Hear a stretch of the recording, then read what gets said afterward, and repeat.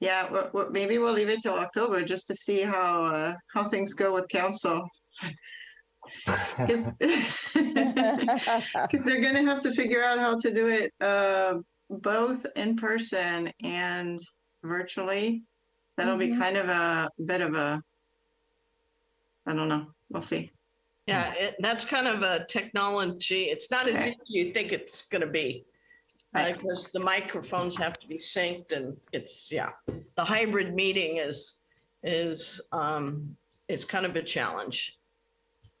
Yeah, I noticed that when the chief and the fire marshal gave their presentations, they weren't taking any questions. I assumed because of that, which I thought was unfortunate, given that I'm sure there were a lot of questions on both the face-to-face and the Zoom side. So I know those problems are solvable, but maybe not easily solvable. It costs money. So that's part of it. Costs money and technology. So, but the city's working on it. Good. Great. We're hoping by September, I believe, right, Agnes? Yeah. Hi, Jeff. Are you ready to go? Why don't we wait? Well, I guess we're all here. Evan's out on leave, and Michael and John are not coming today, so. I'm sure Evan had a boy because I'm sure he named him Jeff. Oh, well, there we go. That was the question. And it would be really weird if he named a girl Jeff. So. Could be Jeffra. Jeffra. So I guess we'll start. I'll call the meeting to order. I'll note that committee members Michael LePage and John Hill are not here today, as neither is Evan, but we do have the other 5 members all on our screen and a couple of people watching. Do we have anybody in the public who would like to speak to the committee on members not on the agenda?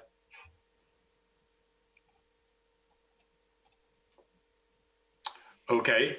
How about announcements from committee members? I heard Anya's talking about our in-person meeting schedule, so perhaps that could be an announcement.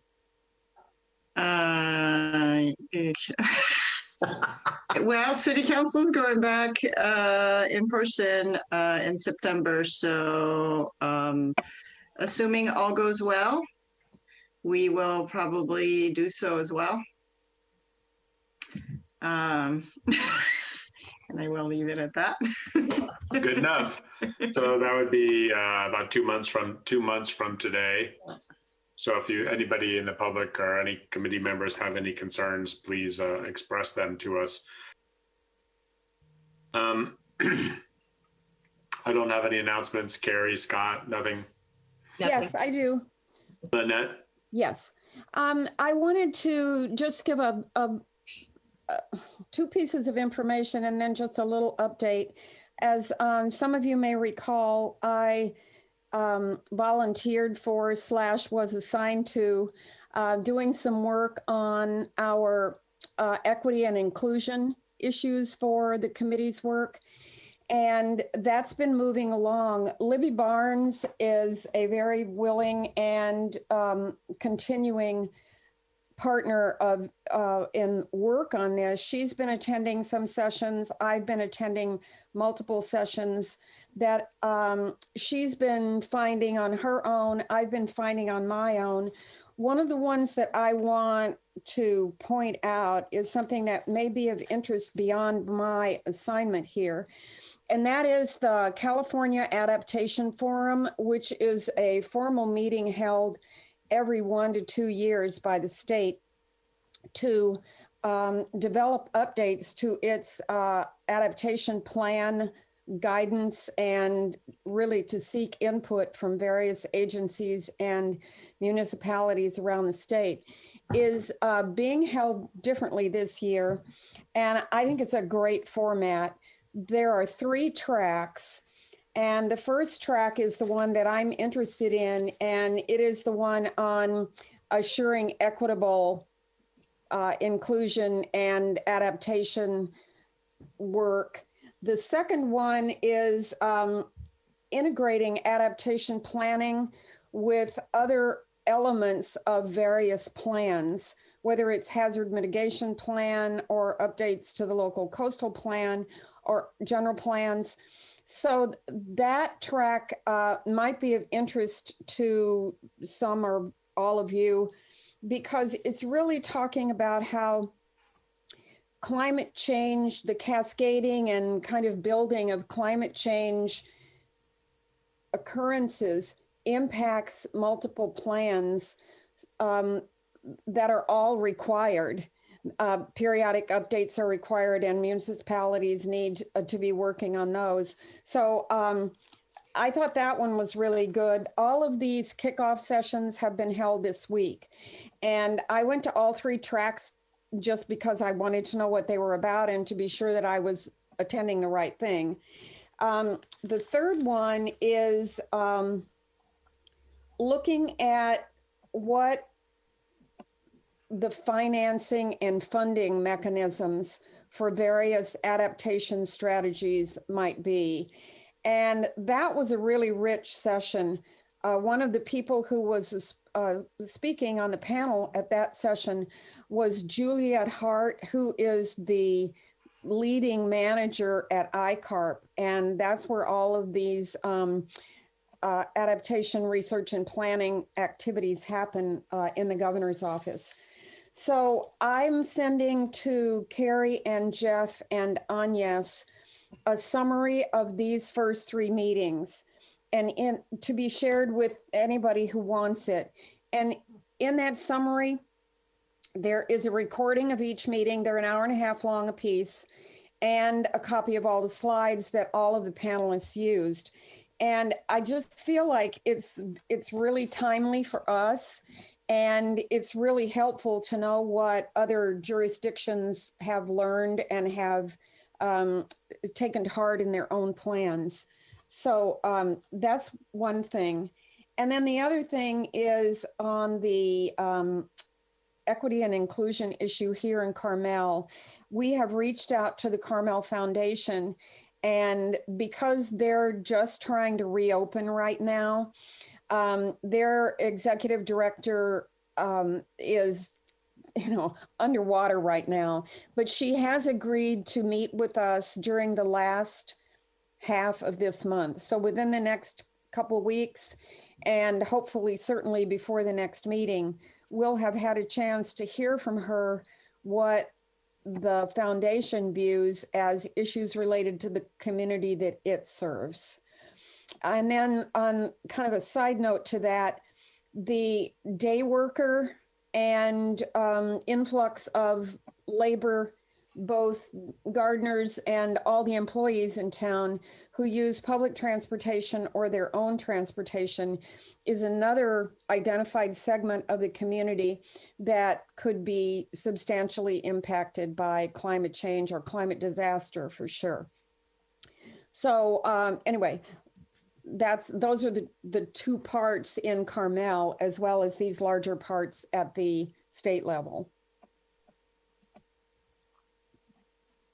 Thank you for that. If you need Carrie or I to go with you to the foundation, I'm sure either of us would be willing to do that. Right. I will coordinate with you guys, because we had agreed that we would see a big benefit in doing that. Mm-hmm. Yeah, I think that's an important effort to, given our community to make some progress on and to consider. Okay, that's what I have. Jeff, you're muted. Should we move on to the first order of business, which is to review the updated climate action and adaptation project work plan and discuss next steps? Agnes, do you want to take us through that? Yes, let me, I can share my screen so that we can all look at the same thing. Yeah, this one. We'll start with the climate adaptation work plan. Everybody can see this, right? Yep, looking good. So to start back at the beginning of and I'm using my Excel spreadsheet because we're actually be able to zoom in a little bit better that way. And I'm zoomed into basically July. So we've already completed phase 1, which was project definition initiation. We are making very good progress through the vulnerability assessment. We're almost there. So one change that I'm proposing here that you can see is to, for the sake of sort of reducing the amount of time and also keeping us going at a good pace, and also maybe providing council something to think about. I am proposing to remove the council update that we had proposed for July or August of 21, and instead combine it with our draft adaptation strategies, and do a combined presentation in December, January timeframe, so that the city council has an idea of where we're going to with our proposed strategies, and maybe could provide some feedback on what we are proposing, so that we know we're going in. They know which direction we're going into, and we have maybe some feedback from them. So that was my proposal. That would mean that, there would only be a council presentation in January 2022, and then another one later at the completion of the project. I believe that's September of 2022. And then adaptations. Other than that change, there's not a whole lot of changes to our timeline. We're looking at getting into our adaptation strategies coming right up. That's going to be, probably starting potentially in August, but definitely September, and then through the beginning of next year. And then we'd have a list by February, March timeframe. We'd have a prioritized list of strategies, and that would be what we would use to put together the full climate adaptation work plan. Agnes, you may have said this and I missed it, but the last item on phase 2, address vulnerability, the engagement and outreach. What did we do? What have we done? What do we plan to do? Well, we had a bunch of presentations to the committee. Right. That to me was is that what that means? In terms of vulnerability, that is what I was envisioning, because it was a lot of data collection and a lot of information gathering. Okay. And those are, those were, public meetings. So the public was able to attend and get a lot of information from our partners and other agencies and other experts. We would go into something a little bit different probably when going into adaptation strategies, because if you all remember, at the vulnerability phase, it's really data collection and really figuring out what are our vulnerabilities. So we focus more on the experts in the field, because we probably would be getting more information on what's already been done and what are our highest, potential threats. In terms of defining adaptation strategies, I think that's where, getting more community involvement is going to be more more critical, partly because a lot of people already have a lot of ideas, as we've noted in past meetings where people, came with their own thoughts as to, things we should be thinking about. So in the adaptation strategy phase is where I was envisioning doing more of the public engagement. And do we have a concept yet of what form that takes? And I mean, I see that workshops are identified. Have we thought about what else, or in addition to that? We have ideas, and we're open to your feedback on it for sure. But we don't have I don't have a public outreach plan per se, but I do have some ideas for how to get, public feedback. And we have reached out to a lot of community groups already. So it wouldn't be a bad idea to actually potentially go back to some of these groups to get their feedback, to tell them, what has happened so far and what ideas they might have or what thoughts they have. That's definitely something that I would probably recommend. A public workshop is something that we can do. Getting some feedback at farmers market might be another avenue. Right. Those are some of the ideas that I have, but I'm open to, feedback from the rest of the committee, of course. Okay.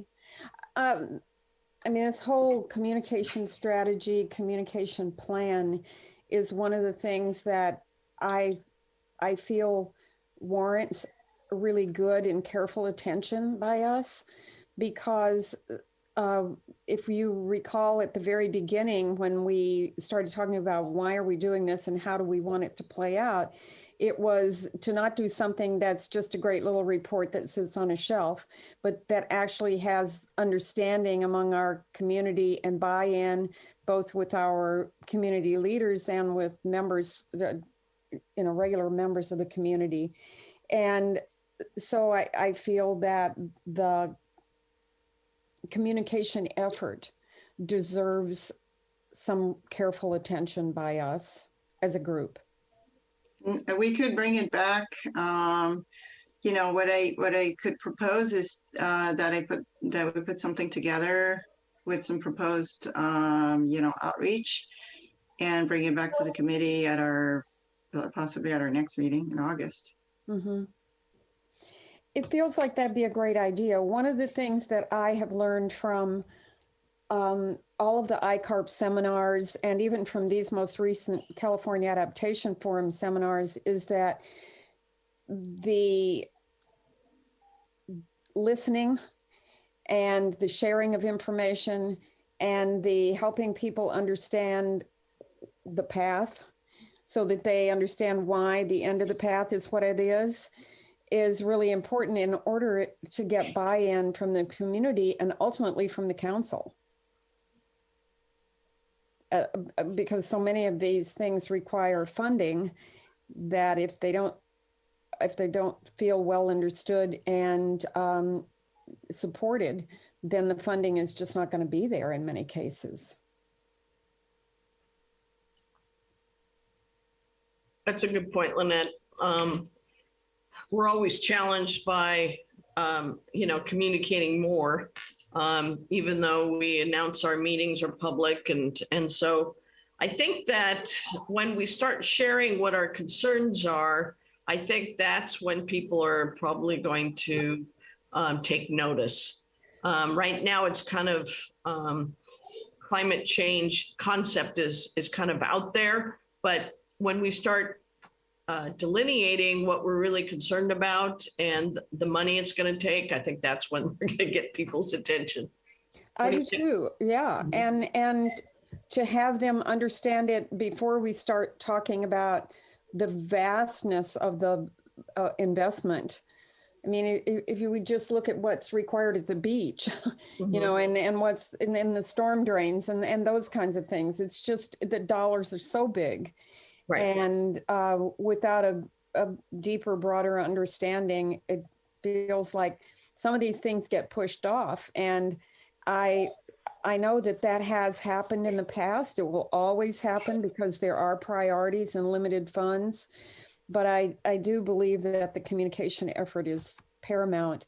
And as Anya said once, the communication is maybe one of our biggest challenges, whether it's through the website or through our meetings that, you know, most people don't pay any attention to that.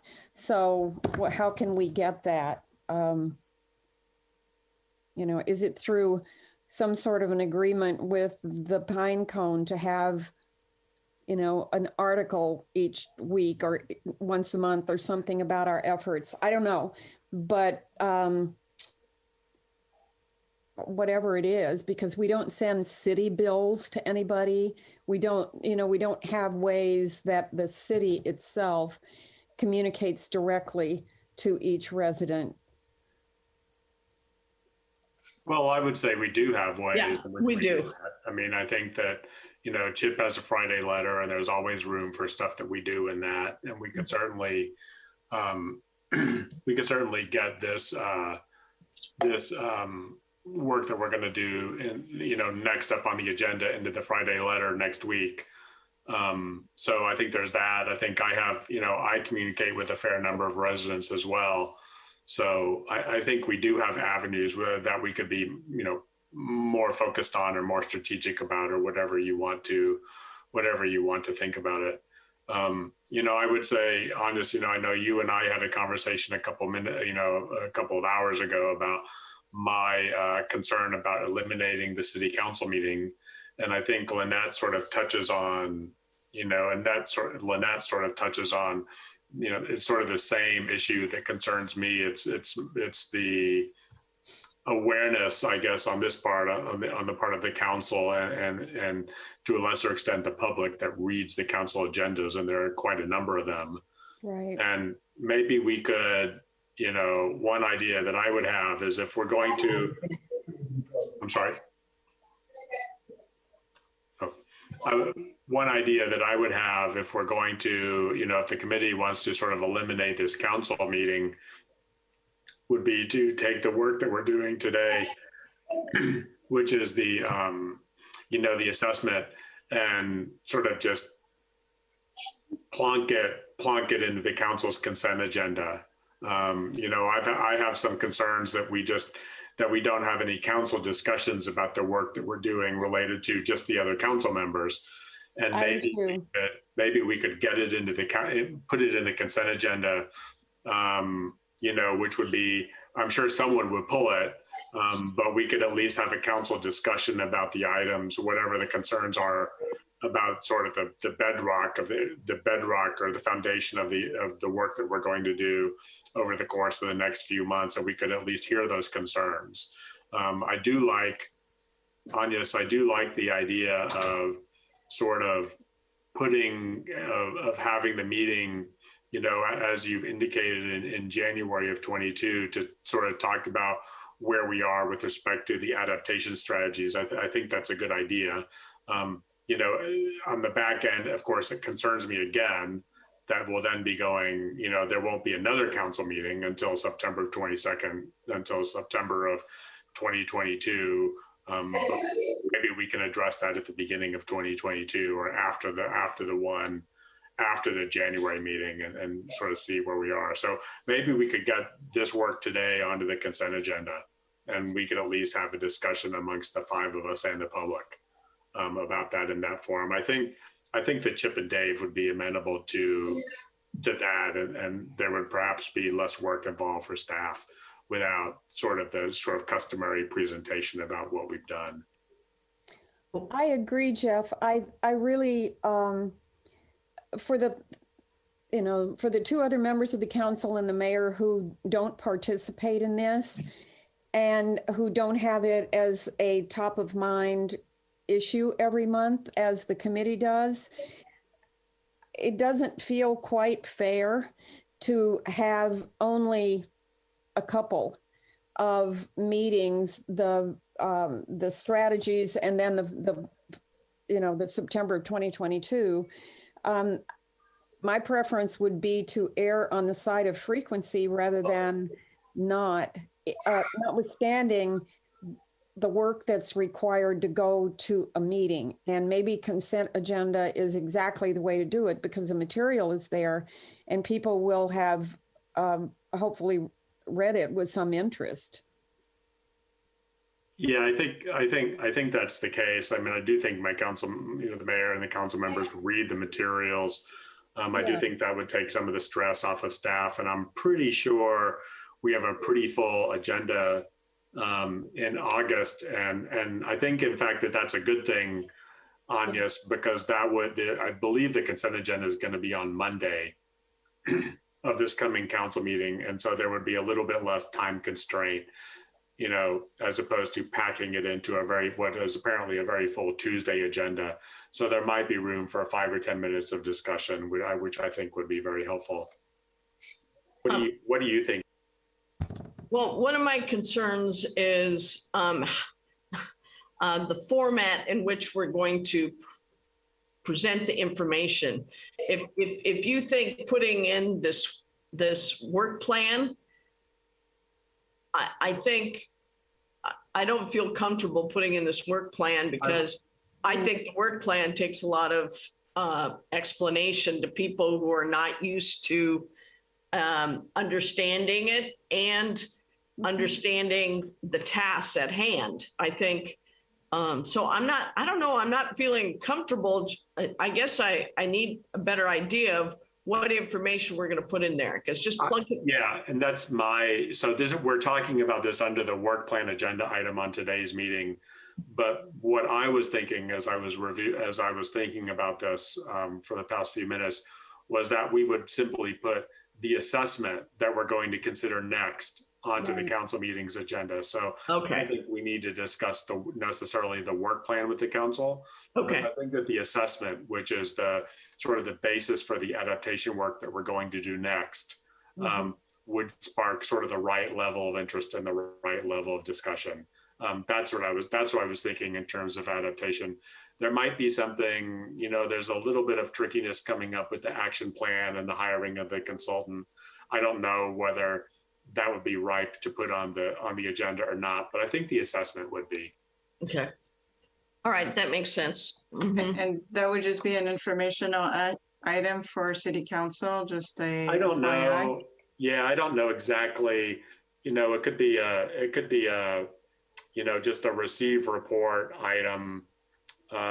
If one of the other council members or the mayor wanted to pull it and ask some questions or make some comments on the item, that would be a good time. That would be a good time for Carrie and I and you to sort of have that little discussion. I think it would be 5 or 10 minutes. That would be pretty worthwhile.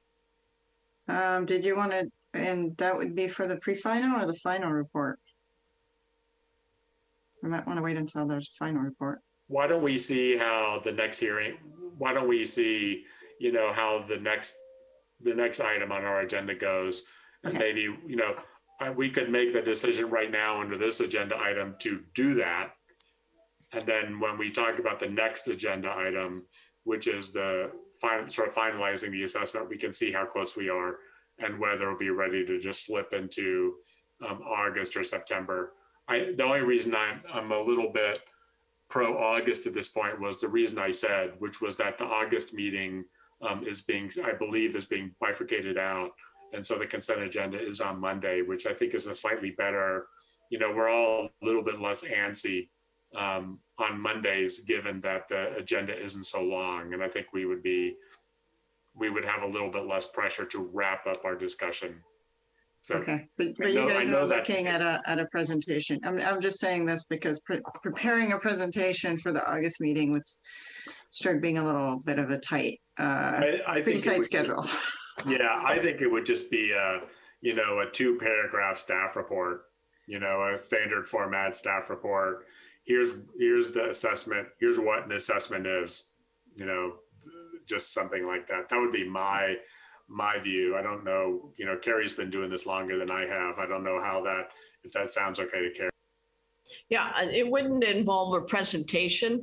It would just be what we feel what we're going to pull out of the next agenda item, and then a very brief staff report of letting people know this is the update. So I wouldn't expect no presentation. Does that make sense? Makes sense. Thank you, guys. I agree that will be in our best interest to have some way to get the pre-final, final, not final, something final report in the council's hands sooner than later. Yeah, and to Lynette's other item, I agree with both Lynette and with Agnes about sort of the engagement and the outreach that we've been doing. I do think that's going to be really important once we start the next phase of work. And I do think that's worthy of sort of an agenda item next month where we could talk about it. I know a lot of people, a lot of committee members have talked to different groups, whether it's the Friends of Mission Trail or the Friends of the Forest or the Rotary or the CRA. And I think it would be worthwhile for each of us that have done that to sort of try to get on the agenda again to maybe sort of coincide with this January council meeting, or at least what's in January, sometime around then, where we could present, with sort of a unified message to the various groups. Hey, this is where we are, this is what we're thinking, and sort of gather feedback at that time. I guess, yeah. So I think that would be a good idea, and maybe we could all do a little bit of work before the next meeting and report back to the committee on how we're doing to get on to do this outreach work. I heard, Anya, you mentioned the farmers market. I know the other one group I'm associated with, Carmel Neighbors, had a table out today. It doesn't seem like, to me, I think it's a good tool to sort of raise awareness of the work that we're doing, which I think is pretty important. I'm not sure it's really the appropriate venue to get feedback on the work we're doing. So I don't know. But Lynette, you brought it up, so maybe you could be in charge of the farmers market stuff, but that schedule is apparently pretty well planned out. So I think if we decided we want to do that, we wanted to do that. Jeff, I don't think I mentioned the farmers market as. Oh, it must have been Agnes. Okay. Yeah, and I agree with you that awareness is great at the farmers market, but unless we have some kind of feedback tool, a survey or a computer or something that allows people to respond to things, I agree that it's not the place to seek real feedback on any of these strategies or even the importance of some of the issues. No, I absolutely agree that it's not. Okay, so that's so good. If we wanted to do sort of an awareness table, what maybe once we get past January or a couple of months past that, when we are sort of in the March timeframe, maybe that's sort of more appropriate when we're not sort of seeking feedback. I guess we can sort of figure that out as we get closer to March of next year. Mm-hmm. I kind of envision that, because our meetings are open, that one of our meetings we say is going to be a workshop, and we explain where we're at, and we're looking for feedback to try to draw people in, and reach out to the groups that we've been talking to say, we keep going along this path. It's now time to check in with you all. So I think having one of our meetings be a workshop might be a way to handle that. I've done quite a few public outreach and workshop type events in the past. And I think that would be a good idea. I think we could do that in the fall. We could set it up. One thing I do sort of like to do is I like to set it up so that people don't have to speak in public necessarily, Right. because that's not most people's favorite thing to do. Mhm. And we're all used to it, but most everybody else really isn't. And it's not, and so if we could set up sort of a hybrid system where people can come in and leave notes and leave comments that are not spoken in public, and some people can leave comments that are spoken in public because they do want to speak to the group, have something like that. And potentially, farmers market might be a place where we might advertise this event, this workshop, and also let the various groups we've talked to know about it. Right. And that could be our big sort of public outreach. So given your words right here and the schedule that you have in front of us on your screen, where do you see that, and not to tie you to a month here, but where do you see that falling in the schedule that's on the screen right now? In January or some other time? I'm thinking November, December timeframe, maybe, because in September, October we'll be starting to put together. Maybe December might be a good time, because that way we'll have some information for City Council on what we've heard from the community. My fear about having it in December, and I'm just riffing off of what you said, would be that if we have this meeting in December, we will not have another meeting before the council meeting in January, as the council meeting is listed on the work plan. Okay, so we could do November. And my fear about November is that we won't have really assembled any draft adaptation strategies before then. I don't exactly know how to work this out or how big of a problem. I'm just looking at the schedule, giving this feedback. We'll probably have, we'll have examples. We'll have what we have already come up with, which are, thoughts and ideas for strategies that are, what's included in the plan. We'll have, examples of strategies in other cities. It may be good to actually have a little bit of an open-ended sort of public outreach, so that people don't feel like we're feeding them our ideas, and they feel like we're open to hearing them. So I could see it either way. I think, Agnes, your point about people feeling like they actually have input instead of just having answers given to them is in keeping with what I've heard in every single one of the presentations at ICARP from all of the municipalities that have spoken about what they've done. Is the sooner and the more genuine the opportunity by whoever the interested people are to have the input, the better it goes down in the long run. So I agree with you. Yeah, I'm fine with that. So if we wanted to pencil in the workshop to be at the November meeting, I see everybody. I don't see Scott nodding, but I see everybody else. I'm on board with that. So perhaps that's a sort of an appropriate time to do that. I agree. Okay, sounds good. Great. Any other thoughts about the adaptation plan, work plan? Okay, if not, I'm gonna start sharing the other one, which is the action plan. Okay, the action plan. So this one is, that's greenhouse gas emissions reductions. Just to remind everybody.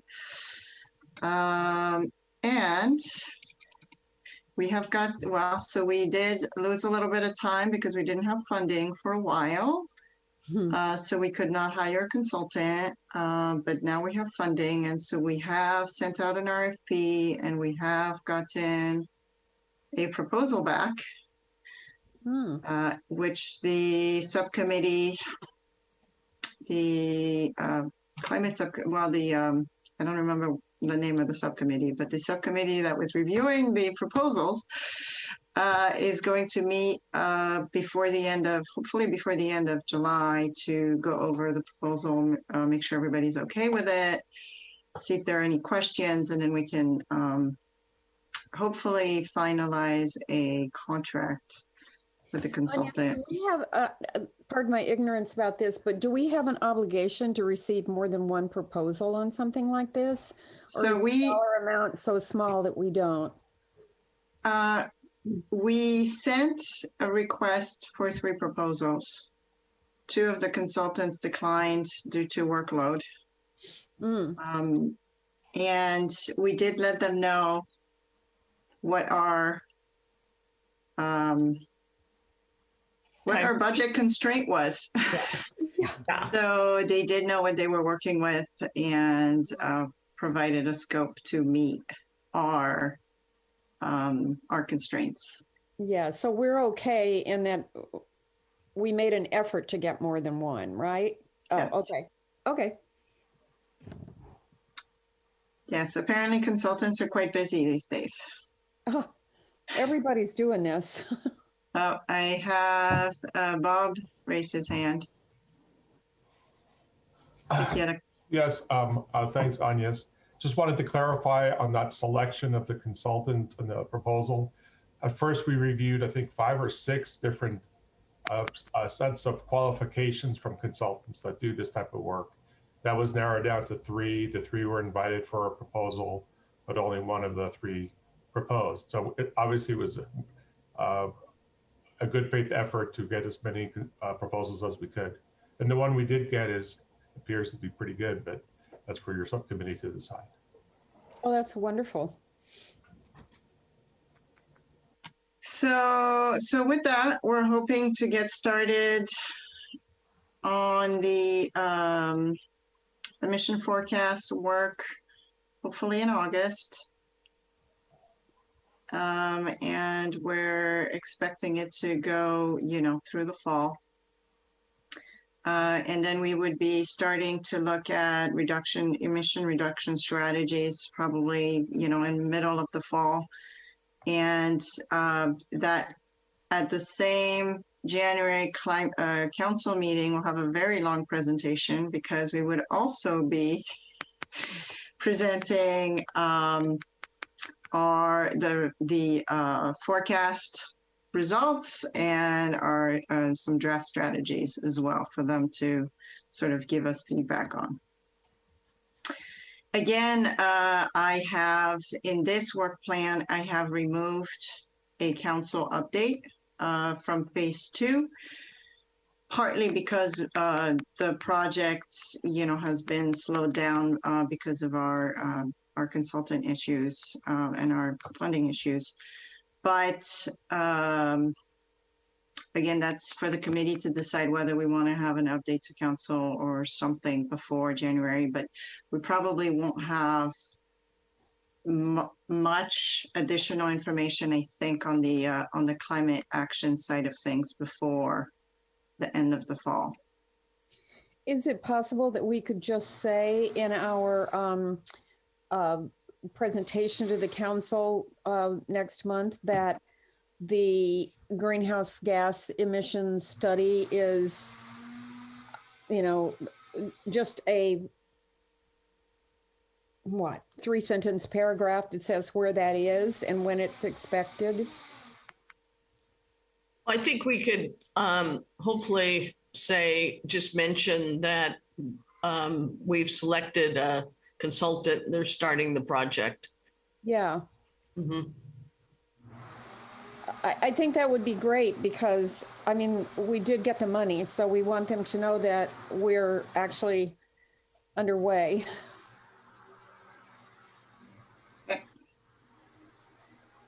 I think that's pretty easy. Yes, that'll be in the staff report.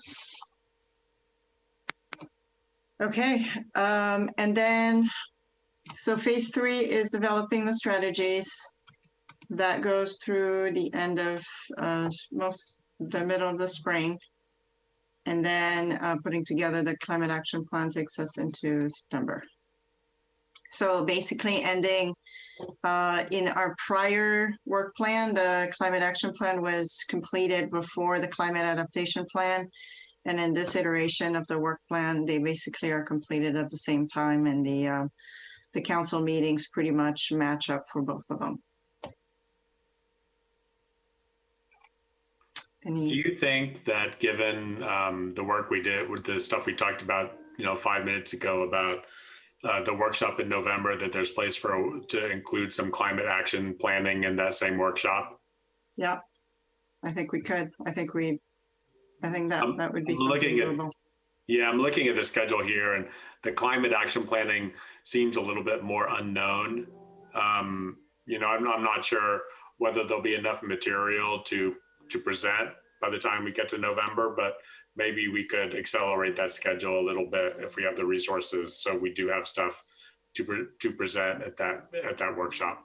I think in a similar way we'll be able to say what other cities are proposing, and get some open, leave it a little bit open-ended on feedback from the community on what they would, give them some feel for what others have done, but then also leave it a little open-ended for their ideas.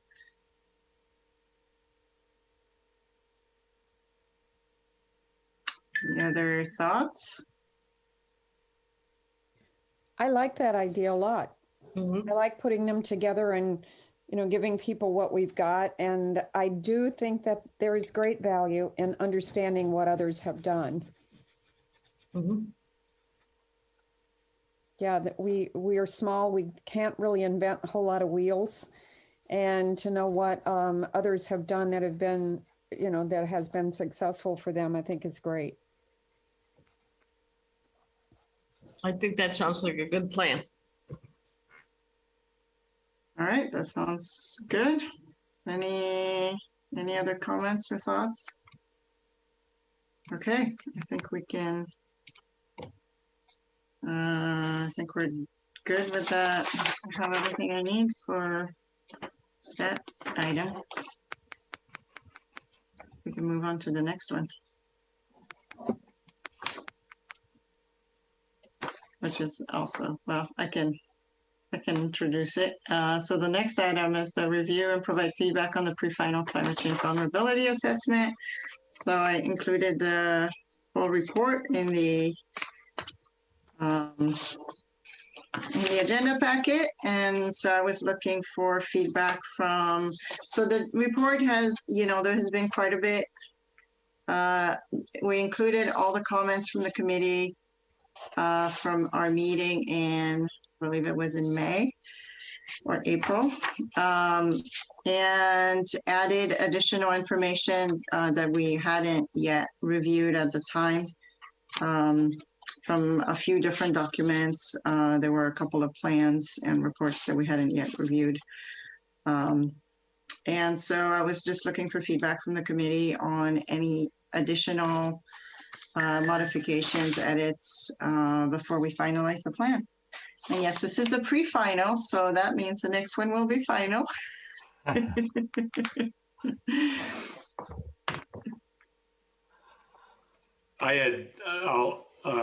do you want to go first? No, go ahead. Go ahead. Oh, and quick question. Do you guys want me to have the plan up on the screen? Would that help? I mean, not the plan, the assessment. I guess it depends on the nature of the comments. We can see, I know I only had one comment, which I transmitted to Agnes a couple of days ago, which I'll transmit to the committee now. And it was that my only comment was that on page 4 of the report, which is on page 15 of the agenda packet, and on page 7 of the report, which is on page 18 of the agenda packet, there are a couple of tables that look like they came out of the 4th vulnerability assessment. And we talked about this stuff more than a year ago when we were first starting about the RCP 4.5 and 8.5. And what struck me was that there wasn't a table for sea level rise. And so Agnes and I had a little bit of a discussion about it. And she pointed out that the sea level rise effects are, can be different from state to state, and the data from county to county or shoreline to shoreline, and that the data is maybe a little bit less well known, but it all seems not very well known to me. But my suggestion to her was that we include at least a statewide sea level rise estimate, because that's sort of the marquee issue when it comes to climate change. And I thought there should be a chart in there or something like that. So that was, I think she's done that, and I haven't seen it, but I think she's done that. And that was my comment. Yeah, there is a chart that I have identified that has several California cities that sort of give you kind of a range of how the sea level rise is going to sort of change, impact the different coastlines. There's just some, I mean, it's not, enormous differences between each of those locations, but it does give you a pretty good idea of what sea level rise is expected over the next 50 to 100 years. So my comment on your response would be, let's just have one city, just pick one and put it in there, or use an average or whatever it is. And I do think, I know we won't have, given at least this change, and maybe others that the committee members have, we won't have a final report ready by the council packet that's coming up. But maybe, I think just as long as you include it in the council packet and you say, we're really close to this being a final report, I think that would be fine. That's my comment. Okay. I thought the report looked really good. I appreciated the changes to the tables with the, the coloring of the orange, yellow, and gray. They seemed easier to read for me. So that looked really good. And of course, I think that the sea level rise photos on attachment 1 on page 9 of the report, with the little boxes of explanation, I think that was really good. So, and it gives a nice progression of the impact of those certain conditions on the beach. So I thought that was really good. So I think it's shaping up nicely. Thank you, Agnes.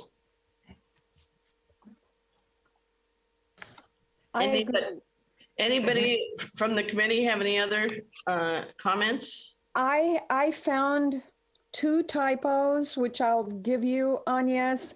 I can't put my finger on them right now, but I will send those to you, which is really kind of nitpicky, but everybody wants to know. Every little bit helps. I thought the way you described on page 20, the elderly population and people with disabilities, including that chart, I thought was an excellent idea. I have found that chart to be so helpful in so many of my discussions and in my own thinking about the human impact. So I really like that. Mm-hmm. The thing that struck me, and again, I don't have any problem confessing my ignorance here, but the thing that struck me is, in multiple cases, how old the plan is that we are working with. And, it's a 2000 plan, it's a 2003. And I didn't realize that some things were not updated more frequently. And so when I realize that now, and I think about the difference the past 15, 18, 20 years has made in the way we think about climate change and in the condition of certain elements of our community. And I guess it really struck me home when I was reading the part about the seawalls and the revetments and all of that. It seems to me if we can somehow create a focus on that, then that adds to the sense of urgency. At least it did for me. And I felt the same way about the forest plan. I think the Mike Branson forest plan was, maybe that was the 2000 plan. And I know when we heard Sarah's presentation, we heard her say that they were going to be making changes to some of the species. Well, I mean, that's talked about in our report. And I don't know how to say this. I don't know what we do with it, but I was just struck by the fact that many of the plans that we are working with are older than some of this kind of last 5 years heightened awareness of the challenge of climate change. That just struck me. I think that the Carrie, you can help me out here. I think that the forest management plan is up for revision, right? And it's in the process, and I don't know whether it. I think there's money in this fiscal year for that to happen, and maybe it's going to. And I see Bob has popped up. He's just like the city attorney. When you start thinking about him, he pops up. I love that about Bob. So I would imagine that the revision of that plan would go hand in hand with the work that we're doing, or the work that we're doing would sort of say, hey, go revise that plan over there. Yeah. Yeah. So Bob? Bob's like the genie in the bottle. Just wanted to say that, yes, it is funded. It's a $20,000 in the operating budget that's earmarked for that forest management plan update. We haven't started it yet. We don't have the capacity at this time. Mm-hmm. We're hoping to get a project manager on board to help the forester to get that project going. Yeah. That's the status of it. I mean, that's a big project. Yes, given the importance of our forest, given the condition of so many of the trees, and given the, what we hear about safety. I mean, from the fire department and the chief in their presentation, what we hear about safety and how we as homeowners or residents need to manage our own space, all of those things seem to me to be not only a sense of urgency in the forest management plan, but also in our communication to residents. We have this responsibility that really means making our city safer, not only more appealing and more beautiful, but literally safer. And I would say we totally agree, and that's why we're going forward with that forest plan in the first place. It's just timing now. Definitely. Thank you. Bob, I see that your hand is up. Did you have another comment? Oh, no, that was from before. Sorry. We haven't heard from Scott. Scott, if you have any. Yeah, but first, it looks great. I mean, a lot of nice work on putting this together, Agnes and whoever else did. I just had a couple of smaller ones in this changing hazard section up front. On page 3, the extra heat days comment is moving up to an average from 6. I was just wondering if is there an existing average that we're coming from? It just says what would be going to. So that was just one question, or maybe something we could clarify there. And Scott, can you say again where that is that you're talking page about? 3, yeah, Oh. and it's talking about extreme heat days. Oh, right, okay. And it mentions that it's expected to increase to an average of 6, and I was just wondering from what, if we know that.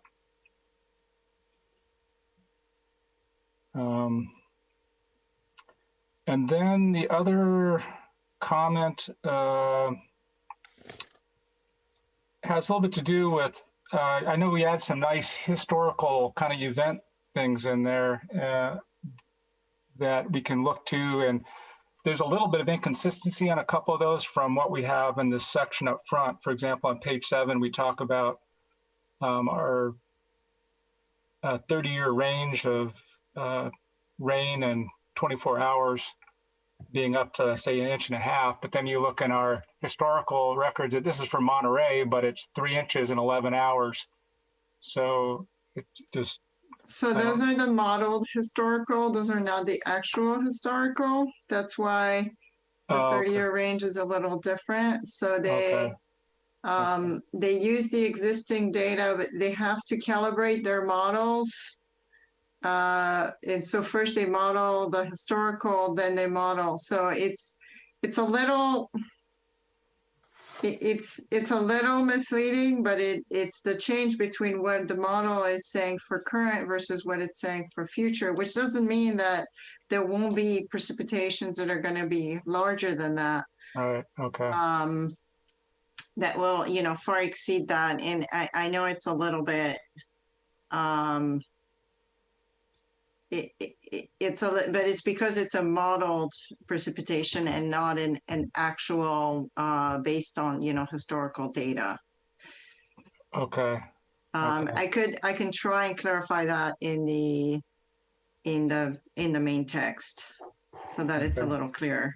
I think this comes back to something we talked a little bit about, I think last time or a couple of meetings ago, where when we present some of these averages, it to me really softens the situation. I'm thinking like about the bluff. We say 2 to 4 inches a year is the average retreat of the bluffs, but then we can go look at our actual data and we lost 100 years worth in 1 year. Mm-hmm. So and then we don't really talk about that unpredictability. I mean, these are natural processes with a lot of variability. So I think we should consider at least mentioning that there is that variability. And I know it comes through somewhat, but on page, let's see, page 8, where we're talking about the bluff retreat, that's the one place where I would suggest maybe we add a little bit more comment around the fact that there's been historically a lot of variability, and there's likely to be a lot more coming up, at least in terms of intensity on the bluffs. It's hard for me to think about it now that the bluffs are hardened.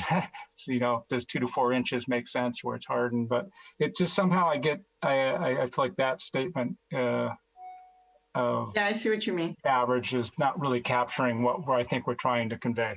Yeah. Okay. Yeah, I can add a sentence or two to sort of clarify the annual variability and those El Nino years tending to be much, much worse than. I think looking forward, it's okay to just say there's a lot of uncertainty. I mean, natural processes have a huge amount of uncertainty. We're seeing that play out there almost weekly in the news. And I think it's okay to kind of put it that way, that with natural processes and what's happening, that's part of the dynamic we're in, a very uncertain situation. And that the historical is not necessarily indicative of what we can expect. Right. Yeah. Great job putting that together. Thank you. All right.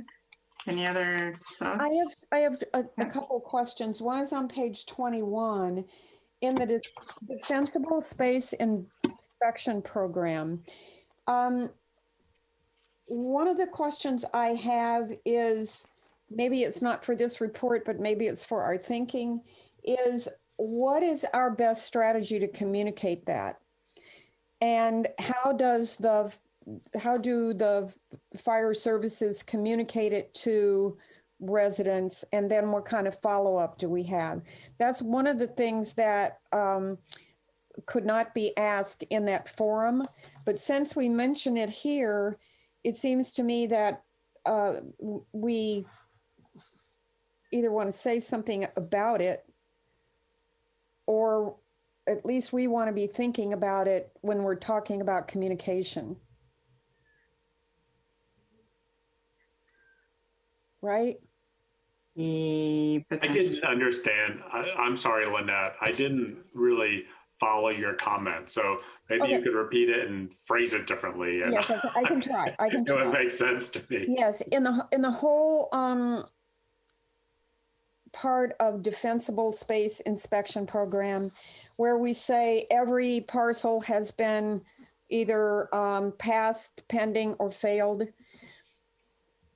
One of the things that I wonder about is there a place in this or elsewhere where we think about how we communicate that and how we communicate just the overall process, so that there's an awareness that that kind of grading system exists and that people can be encouraged, motivated, whatever, to go and find out what their property is. The sidebar question to that is, what does the fire department do to tell you if you fail?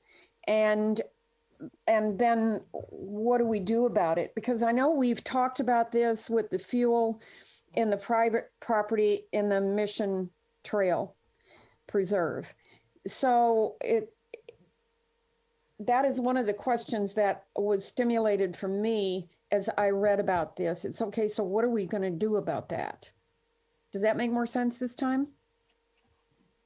Yes, it makes more sense. Let me ask you this question. Do you think that this is a sort of an appropriate topic for the vulnerability assessment that we're doing, or is this something that's more appropriate for the next report, which is sort of the, I'm sorry? For the action plan? I'm struggling with sort of, I think where that paragraph sort of goes past just what the assessment is, and so if that makes sense. I would note that under opportunities to build on existing community adaptation strategies, there is a bullet that states collaborate with Monterey Fire on its inspection and outreach efforts to reduce fire risk, help spread information at critical times to increase resident awareness and knowledge of how to reduce wildfire risk and prepare for emergencies. So we begin to bring up the topic. So, and that's at the very top of page 24. Okay. Does that begin to address your comment? Because then we'll take these opportunities and start, we'll start from those with our adaptation strategies. So okay. So we can further sort of elaborate on that in the next phases of the project. That would be great, because it's for the defensible space, and our tree overhang of our properties is a piece of that dispensable space dilemma here in Carmel. So yeah, that's a perfect place to talk about that. And then the last one, and I promise I'll be done, is on page 38, where we're talking about state highway system. And maybe there's something that I missed later on about what we do about that. Where it talks about the state highway system is the backbone of most of the county level evacuation plans. The whole evacuation planning vulnerability is one that, for me personally, is troublesome. It's the communication of that evacuation plan. What accommodations does the city have an obligation to make for residents who do not drive, do not have vehicles, are elderly, cannot drive, disabled? Do we have any kind of evacuation strategy that is unique to the Carmel jurisdiction? And then the whole thing of, Highway 1 is all there is, I know that's all there is, but bringing this up really heightens that evacuation issue for me.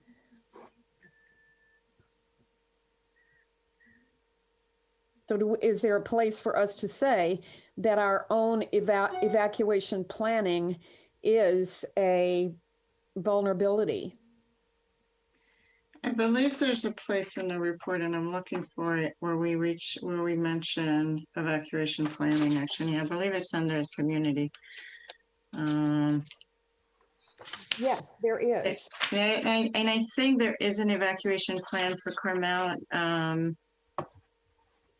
Yes, we do have one. Now, whether it's, it's communicated enough. Let's see, where did I put it? It's somewhere in there. I know I wrote it. I read it too, Agnes. I read it too. It's definitely. Oh, there, it's on page 24. Review and publicize the evacuation plan for the community in the event of a wildfire or other disaster. Okay. I don't know. So it's kind of a start. That can be further sort of fleshed out. And this may be something that comes up more when we talk about equity. That. Yeah. Okay. I had one more quick one on page 38 as well, if I could. The last bullet on page 38, it says implement structural monitoring program, etc. I think that has to do with the bluff. You just might want to put bluff in there. Okay. Yep.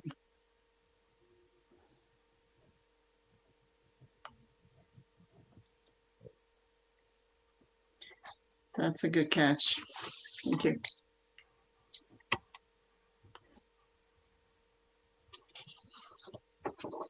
Any other comments? I think it's very impressive work, Agnes. Thank you. Amazing. We included all the committee, the meetings summaries, so when we have all the rest of them, we'll include those also. Okay, I think we can move on to if everybody's happy, we can move on to the next item and we'll finalize the report over the next month or so. So next item. So the next item is to review, provide comments, and or approve the revised summary sheet for the MBAG. Let's before you go on, we forgot to do this. We forgot to do this last time, so let's see if we have any comments from members of the public. Yes, sorry. My bad. So if we have any comments from members of the public on the vulnerability the work plan or the vulnerability assessment.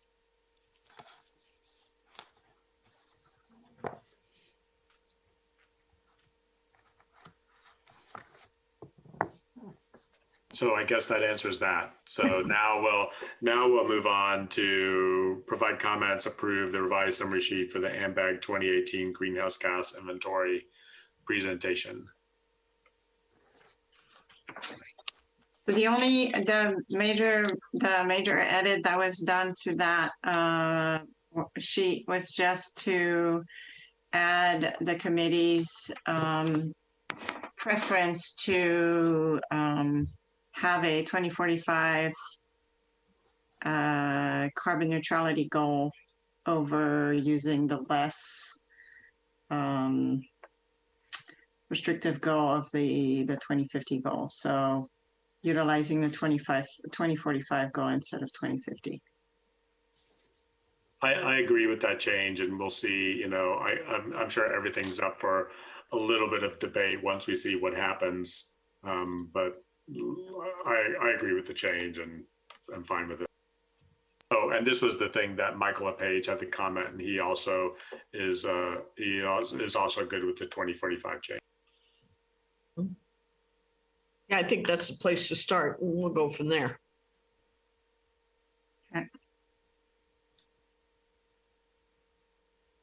Okay.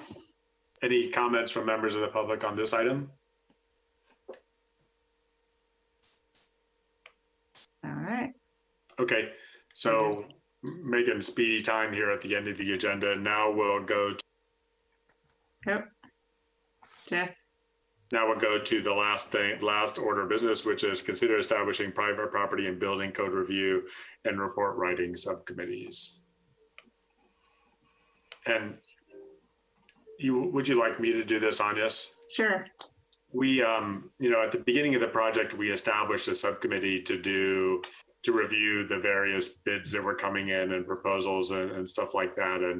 And that seems to be a good strategy. So the thought here was that we have some work coming up that could be handled by more nimble subcommittees of this committee to sort of take a little bit of the pressure off of staff and avoid having to wait for our regular meetings to get this work done. The first area that we had talked about doing this was private property and code and building review. And this had come up,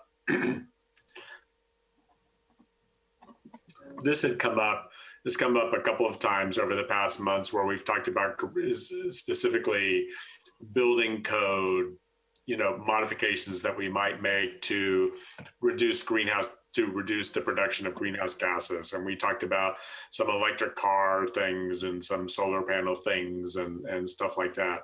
And I think that Carrie and I thought that it would be a good idea if before we recommended these items to the committee and then recommended them to the council, that we had a sort of an understanding of what the costs were, just so that we didn't go recommending $300,000 upgrades to new home constructions or stuff like that. And some of the things, will surely engender a lot of discussion. The exclusion of natural gas from new homes being a good example of that.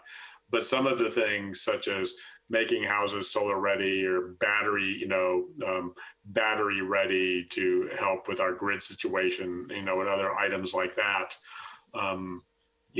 There may be a cost element in the discussions. And so it seemed like a good idea to have a group of people, a small group of people that were able to sort of dig into that work and sort of bring the results back to the committee so that the committee could make a sort of a cost-informed decision when it came to these building code things. And I would add, as I sit here and say these things, that this will also probably come up on the adaptation side too, when we start talking about fire risk, especially fire risk, and hardening homes in town. But I can see that it may come up in various other places as well. So that's the first committee. And I will admit, I did reach out to John Hill, and he expressed an interest in doing this. And I know he's not here today, but he gave me permission. Actually, he gave us permission last month to sign him up for whatever we wanted. So he's done a lot of work in terms of costing things out in his big architecture projects and also in his house. Like myself, he built his own house. So he has some experience in that. And so I think that John and Scott, who seems to have a way of doing really excellent research, would make a good sort of two-man team to do this work. So that would be my proposal for this. Sounds good to me. Yep. Thanks, Scott. Comments from other committee members or comments from members of the public? I think that sounds great. I just wonder, since it's building code review, is Michael LePage not interested or available to participate, or are those two separate groups? It was one group, and I think Carrie and I had this discussion, and Michael is very busy with his business and with the planning commission stuff. John is halfway to retirement. It seemed like the experiences are about the same. And John did give us pre-permission to sign him up for anything. So I didn't have to arm wrestle Michael LePage to get him to do all this extra work. Got it. So that was the thinking there. And then I do think, only speaking for myself here, I think it would be sort of a bad idea to have two building professional people on it. And I think we should expand out and get sort of a different perspective as we try to do this work. Someone who maybe has an unbiased opinion. And secondly, we'll get Michael's feedback once the subcommittee brings it to the entire committee. So I think we'll get his feedback on that as well. Perfect. So great. So that was the first one. And then the second one was the report writing subcommittee. And I've always been interested in this, so I was going to volunteer myself. And then I'm going to put Lynette on the spot and ask her if she would be interested too. You and I both have sort of this interest in words and editing and pictures and flow and stuff like that. Sure. So I think you and me and Agnes would make a pretty good team to sort of get that work done. If Lynette, if you're willing. I am. Well, she found two misspellings, so she's already gotten working on it. So Shoot her for that. yeah. Typos, not misspellings, typos. Yeah. Excuse me. I'm hoping for more work other than just misspellings. I know, I know. Oh, really?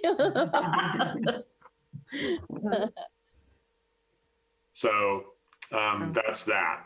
So unless any comments from members of the public on that, committee members. So that's the last item of future agenda items. So we talked about adding an agenda item to the next meeting for community outreach. Do we still need to do this? Or did we discuss it enough at this meeting that we don't need to add it at our next meeting? I would say I'm hoping that I see someone ready to pipe in, someone named Karen. Hi. Hold on one second, Karen. I think we should, as a committee, do work before the next meeting and be prepared to report back on where we are in terms of community outreach. And I can bring back up our outreach list that we had initially. And, we can even see who from the list we need to. Maybe it would be helpful to just send that list out to everybody again. I can do that. Okay. With a little reminder of what we're going to do next month. Okay. So that we can, and I would say in that email, Agnes, I would say, indicate that sort of the time frame we're looking at to sort of start and finish this work. Probably a 2 or 3 month time period or whatever it is. I think that'd be good. So I see a member of the public has sort of appeared on our screen, Karen. Hi, everyone. My name is Karen Gray. I was actually Karen Farolito, the councilwoman, emailed me and suggested I might want to call into this meeting today. You guys might be familiar, but I've been running a Clear the Air Carmel campaign against air pollution for the last few months. And I wanted to speak, I've been listening to your meeting, I wanted to speak to your community outreach, because since I've been running this campaign, I've been getting, I get people on Nextdoor sending me their concerns. I get people on Instagram sending me their concerns, email, people coming up to me in the street. There are a lot of concerns among the Carmel residents about air pollution. Okay, so let me, I'm sorry, we're talking about future agenda items? Yes, and so you were talking about community outreach, and that's why Karen Farolito wanted me to call in here, because she thought what I was doing fits into what you're doing. And it would be great to be able to point people that are contacting me to where they bring their concerns. Hmm. And I know Agnes was talking about, like, she has some experience, like, because for some reason, I feel like they're not feeling comfortable about coming in publicly expressing their opinions, so they're coming to me. So I just want to put that on the future, for community outreach. How can I take the people that contact me and channel them to you guys who are working on climate change and greenhouse gas emissions, when there are a lot of concerns about things in Carmel? So and residents not feeling particularly maybe comfortable about coming to these meetings. So I would make a couple of suggestions to you. I'm not sure that we're the right group for you to be communicating with. I think that there are some, air quality issues with respect to climate change. I'm not sure that you're really looking for action 30 or 40 or 50 years down the road. I suspect you're looking for action next month or next year or in 2022, and on a much sooner time frame than what we're sort of looking at. So I think if you're talking about changing to buildings and things like that, yes, relate to that. But I just wanted to, all I wanted to do is I was listening to your whole meeting, and you were talking about community outreach. And I'm just giving you some feedback as a community member that people are coming to me with their concerns, which they should be coming to you. and I think my suggestion, and I'm sorry I didn't phrase this very well, is I think that the city council is I think that issue is a little bit different. And this is only my opinion. As a council member, I would say I think that the issue that the more immediate term issue might be more. You might have a bigger impact speaking to either the Forest and Beach Commission if you're talking about beach fires, or if you're talking about fires out of people's homes, wood burning fireplaces and cars and whatnot. The Planning Commission or the City Council might be more appropriate venues. We're happy to hear you. Don't get me wrong. But I think that the council is I don't know how to say it any other way. So Carrie, do you? So not air quality issues necessarily. Well, I think I'm not quite sure. The Planning Commission and the city are the ones that kind of change ordinances that have to do with building codes. And so, I think, have you talked with Chip Rearig about some of your issues? And maybe he could give you some suggestions on how to address them? Well, what I'm thinking is a lot of it is like you're saying, and I think Lynette was mentioning that, how do we inform the public? How do we get this information out there about greenhouse emissions and climate change? So in that way, it does, I find that it relates. And of course, we're looking at the long term. Nothing's going to change overnight.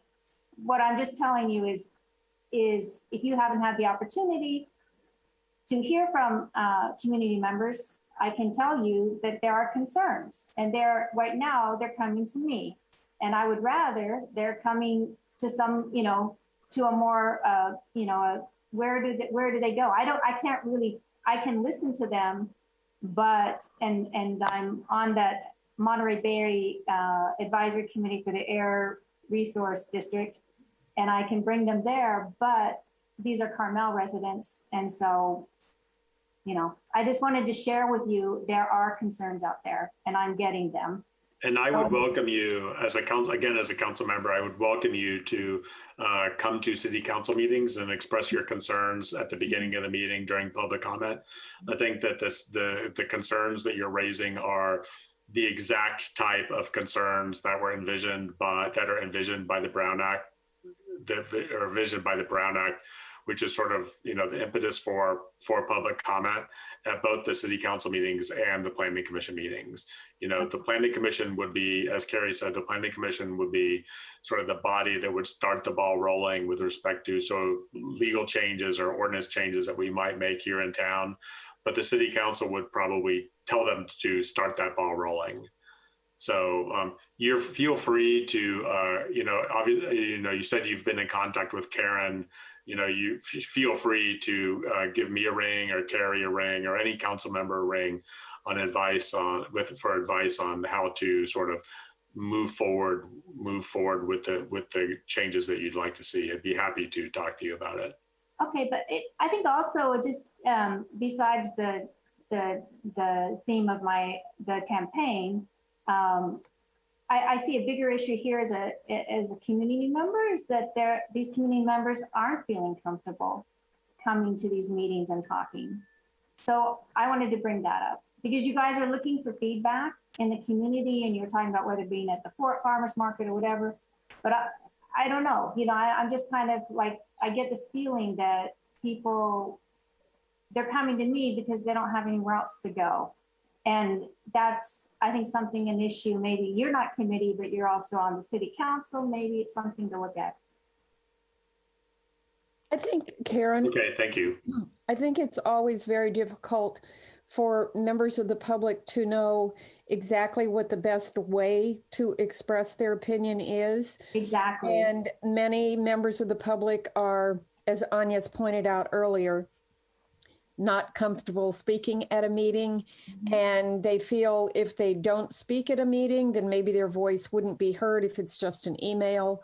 But I think talking to Chip's very open, very easy to communicate with about what great advice you might give to people to help them feel more comfortable as to the mechanism for communicating their concerns. And whether it's about air pollution or anything else, anything. The better and the more open and inviting the communication can be, the better action the city council will ultimately be able to take. Yeah, I think so too. I think it's important to hear these concerns, and it just kind of struck me because I was surprised that, I'm getting these concerns. So. Understood. All right. Thank you. Thank you, Karen. Yeah. Any more future agenda items, or we're kind of all set? I think we talked about the workshop planned for November. So, okay. So it looks like we're finished. We'll see everybody in, I think, probably 5 weeks, right? 5 weeks till the middle of August. So adios. Okay, thank you. Thank you, everybody. Thank you. Nice discussion. Appreciate it. Thank you. Thank you, Agnes, for all the hard work on that report. Bye, everybody. Okay, thank you. Bye. Safe, everybody.